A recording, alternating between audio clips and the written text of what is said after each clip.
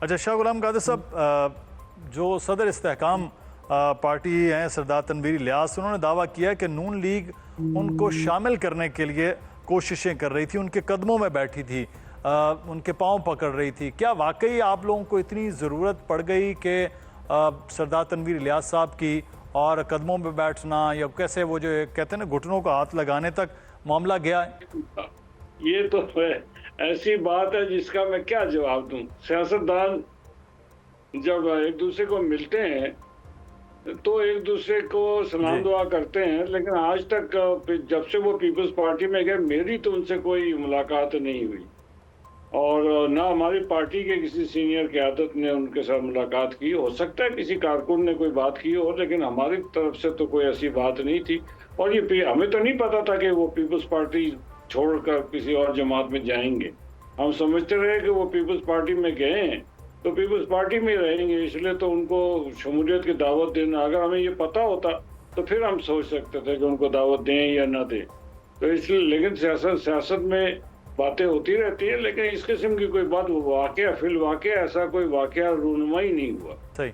اچھا لیکن سر یہ اب کہا جا رہا ہے کہ انہوں نے کل جو گفتگو کی ہمارے پروگرام میں تشریف وہ بھی لائے تھے، جیسے آج آپ نے وقت دیا، انہوں نے گفتگو کی، وہ سنیے کہ تھوڑا سا اندازہ ہو جائے گا، کیونکہ ہمیں تو یہ لگا کہ شاید کیونکہ آپ کی ذمہ داری آزاد کشمیر میں ہے اس لیے آپ نے کوئی ان سے بات کی ہے یا ان کے حلقے کے الیکشن کے حوالے سے۔ ناظرین کو تھوڑا سا وہ سنوا لیتے ہیں۔ سردار تنویر کو جب پی ایم ایل این میرے پاؤں میں بیٹھی ہوئی تھی شامل کرانے کے لیے، کیونکہ پیپل پارٹی کے جو لوگ ہیں ان کے نالج میں ہے، چودھری ریاض صاحب ہیں، مجھے یہ بتائیں کہ سردار تنویر جیسے بندے کو اب یہ تو ٹکٹ کا وہ تو ٹیکسیز تھے نا، مجھے پتا ہے کون کروا رہے تھے، وہ اس لیے کر رہے تھے میری ہیوملیشن، ان ہیومن معاملات میں ان ہیومن چیزوں تک لے کے گئے تھے کہ اس کا تماشا بناؤ تاکہ یہ پیپل پارٹی سے نکلے۔ جی شاہ غلام قادر صاحب، یہ گفتگو تھی، ہم تو یہ سمجھے کہ شاید آپ کوششیں کر رہے ہیں ان کو لے کے آنے کی کہ یہاں پاکستان مسلم نون کو سٹرونگ کیا جائے۔ وہ تو مسلم نون کو کہہ رہے تھے کہ وہ قدموں میں بیٹھی تو مجھے شامل کرنے کے لیے، میں اس لیے آپ سے سوال تھا۔ نہیں، میرا خیال ہے انہوں نے فی البدی جملہ کس دیا، تو حقیقت سے اس کا کوئی تعلق نہیں ہے۔ اچھا، اور ہمارے آزاد کشمیر کے کسی عہدیدار نے کبھی ایسی اور قدموں میں کیوں بیٹھنا ہے جی، یہ کیا بات ہے؟ یہ تو قدموں میں بیٹھنے کی روایت تو ختم ہو گئی ہے، وہ تو بادشاہوں کی ہوا کرتی تھی، ان کے قدموں میں بیٹھا کرتے تھے۔ اب تو جمہوریت کا زمانہ ہے، جمہوری زمانے میں ایسی تو کوئی بات ہو ہی نہیں سکتی۔ صحیح۔ اچھا دوسرا، آئی پی پی کی کشمیر میں انٹری اور الیکٹیبلز کی ایک بڑی تعداد جو ہے شاہ صاحب وہ آئی پی پی میں شمولیت کر رہی ہے۔ نون لیگ کے لیے بھی مشکلات، پاکستان پیپلز پارٹی کے لیے بھی، شاید انتخابات میں اب چند دن باقی ہیں، نون لیگ کم بیک کرے گی؟ کوئی سرپرائز ہے آپ کے پاس؟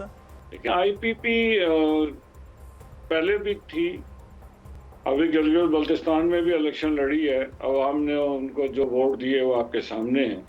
آزاد کشمیر میں بھی ہمیں لگتا ہے کہ ایسا ہی رزلٹ آئے گا ان کے لیے۔ تو سرپرائز تو یہ ہے کہ مسلم لیگ نون انشاءاللہ تعالی سمپل میجورٹی لینے میں کامیاب ہو جائے گی۔ تو 27 جولائی کو شاہ صاحب انتخابات ہیں، انتخابات جو ہے وہ مختلف علاقوں میں دیکھ رہے ہیں کہ بن نہیں پا رہا۔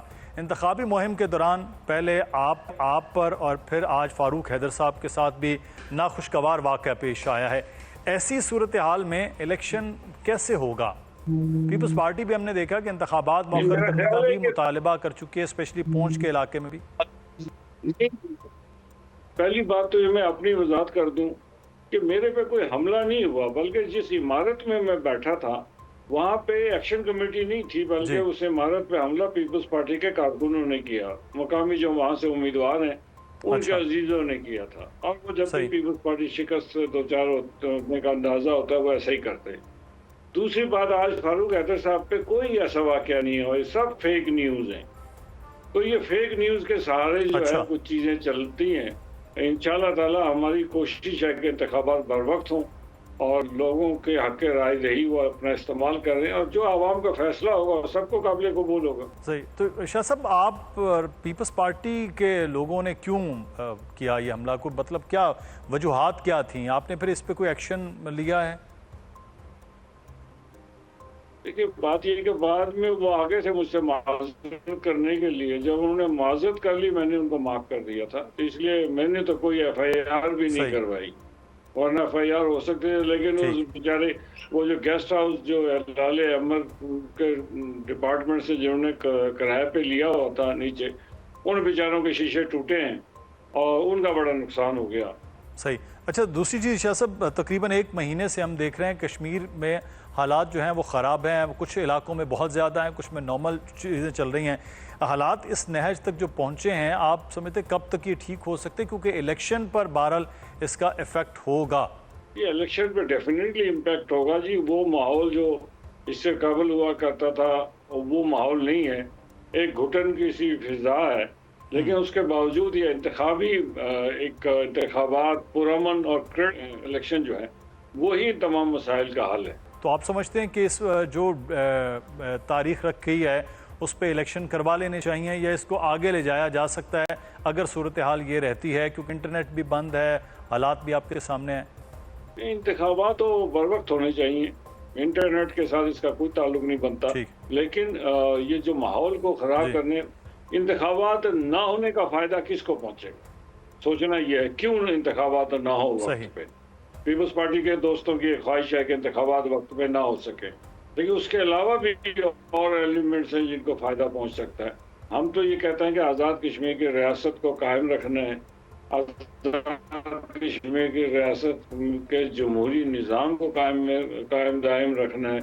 پاکستان میں اس سے قبل ماشاءاللہ جب بھی لگا کہ آزاد کشمیر کا نظام اسی طرح چلتا رہا، تو ہم اس روایت کو، انتخابات کے ملتوی ہونے کی روایت جو ہے آزاد کشمیر میں نہیں ڈالنا چاہتے. ہم کہتے ہیں گفت و شنید اور جمہوری حق جو ہے اور جمہوری ووٹ کا استعمال، یہی وہ ذریعے ہیں جس کے ذریعے مسائل کو حل کیا جا سکتا ہے. اس کے علاوہ کوئی اور راستہ بچتا نہیں. صحیح. شاہ صاحب آخر میں یہ بتائیے گا کہ پچھلے انتخابات جب کشمیر میں ہوئے، ہم نے دیکھا تمام سیاسی جماعتوں کی جو اعلیٰ قیادت ہے وہ وہاں پہنچی، بڑے زبردست قسم کے جلسے، بڑی گہما گہمی تھی.